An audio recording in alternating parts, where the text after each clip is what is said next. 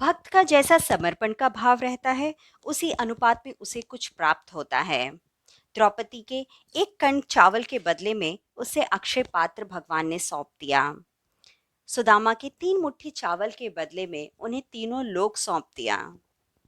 राजा बलि यह अच्छी तरह से जानते थे कि उनके सामने कोई साधारण भिक्षुक नहीं, बल्कि स्वयं विष्णु आए हैं भिक्षुक बनकर। शुक्राचार्य के इशारा देने के बावजूद उन्होंने उन्हें तीनों लोक सौंप दिया। बदले में उन्हें क्या मिला? भगवान ने उन्हें यह वरदान दिया कि तुम्हारी 7 पीढ़ी पीछे की और 7 पीढ़ी आगे की सभी मोक्ष के अधिकारी होंगे। यह वरदान पृथ्वी लोक पे और किसी को भी प्राप्त नहीं हुआ। सब कुछ भगवान को सौंपकर राजा बलि तपस्या के लिए चले गए। भगवान इंद्र को उनकी दशा देखकर संतोष नहीं मिला। उन्होंने उनसे मिलने की ठानी, के पास गए और अपनी शक्ति का प्रदर्शन किया।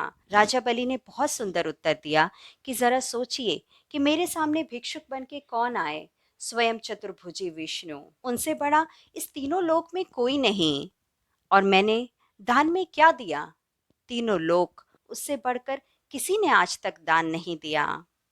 दैवी अनुग्रह हमारी पात्रता के आधार पर ही उपलब्ध हो सकता है। अतएव उसके लिए बहुत चिंता या बहुत खोजबीन करने की अपेक्षा अपनी आंतरिक उत्कृष्टता बढ़ाने के लिए प्रयत्न करना चाहिए।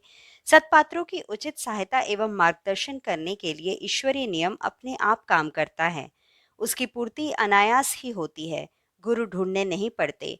अधिकारी को वे अनायास ही मिल जाते हैं। पुष्प खिलते ही बिना निमंत्रण के भौरे उसके आगे गुंजार करने स्वतः ही जा पहुंचते हैं।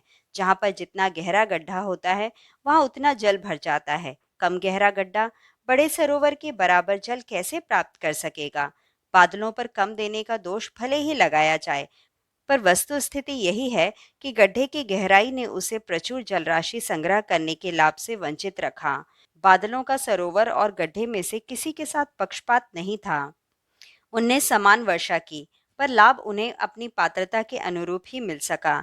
ईश्वर, देवता या सिद्ध पुरुषों से विविध वरदानों की कामना एवं प्रार्थना करने के साथ साथ हमें अपनी पात्रता भी देखनी चाहिए, उसे बढ़ाने के लिए प्रयत्न भी करना चाहिए। अध्यात्म की महिमा का पारावार नहीं, उसके द्वारा प्राप्त हो सकने वाले लाभों की गणना नहीं हो सकती। अंतः प्रदेश में सन्निहित रहस्यमयी शक्तियों के जागरण से मनुष्य की परिणति देवत्व में हो सकती है। पर उस मार्ग पर चलने वाले को इतना तो ध्यान रखना ही चाहिए कि उपासना विधानों की तरह व्यवहारिक जीवन को उत्कृष्ट एवं परिष्कृत बनाना भी आवश्यक है। इसके बिना कठोर साधना भी निरर्थक सिद्ध हो सकती है।